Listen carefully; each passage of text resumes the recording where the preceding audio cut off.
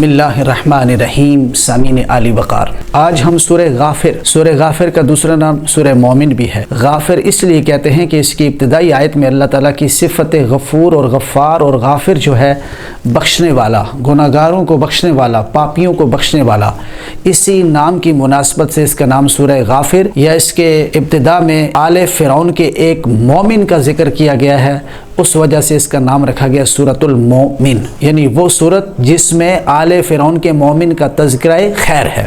اس کی وجہ تسمیہ آپ سب سمجھ گئے. اب اس کا موضوع کیا ہے؟ اس سورت کا موضوع جو ہے توحید، رسالت، بعث بعد الموت.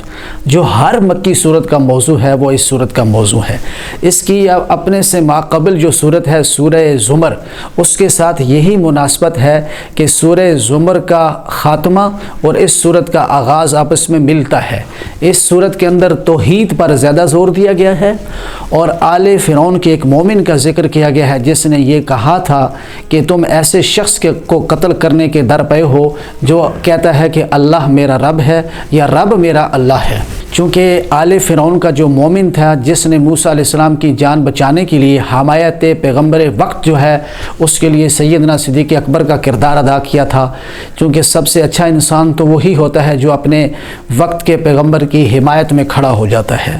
یہ شخص حضرت سیدنا موسیٰ علیہ السلام کی حمایت میں کھڑے ہوئے تھے، ان کی جان کے بچانے کے لیے بھی انہوں نے کوشش کی. ان کا ذکر خیر اللہ نے قرآن میں کیا، لیکن اپنے ایمان کو چھپاتے تھے. تو حضرت امام جعفر صادق فرماتے ہیں کہ آل فرعون کے مومن کے ایمان سے ابو بکر صدیق کا ایمان افضل و ارفع و اعلیٰ ہے، کیونکہ انہوں نے ایمان کو چھپایا اور انہوں نے کبھی اپنے ایمان کو چھپایا نہیں. اس صورت میں کفار مکہ کو ترغیب ایمان دلائی گی اور شرک اور کفر کو ترک کرنے کو کہا گیا. اس صورت میں اللہ سبحانہ و تعالیٰ نے ماضی کی چند نافرمان قوموں کا ذکر کیا اور فرعون اور آل فرعون کی بربادی اور ان کے انجام بد کا ذکر کیا، ان پر جو صبح و شام عذاب آتا ہے اس کا ذکر کیا. اور اس صورت میں اللہ سبحانہ و تعالیٰ نے یہی حکم دیا کہ تمام تر معاملات اپنے اللہ کے سپرد کر دو، تفویض اور تسلیم اور توکیل سے کام لو، یعنی اللہ پر توکل کرو اور اپنا ہر کام اللہ تعالیٰ کے سپرد کر دو.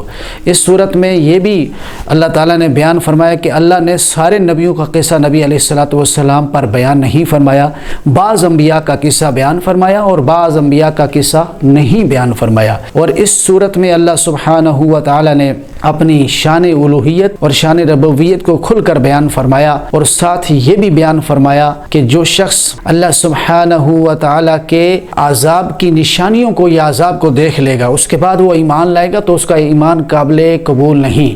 ایمان اسی وقت قابل قبول ہے جب انسان پر نزول عذاب ابھی نہیں ہوا، اس سے پہلے ایمان لانا معتبر اور جو ہے قابل قبول ہے.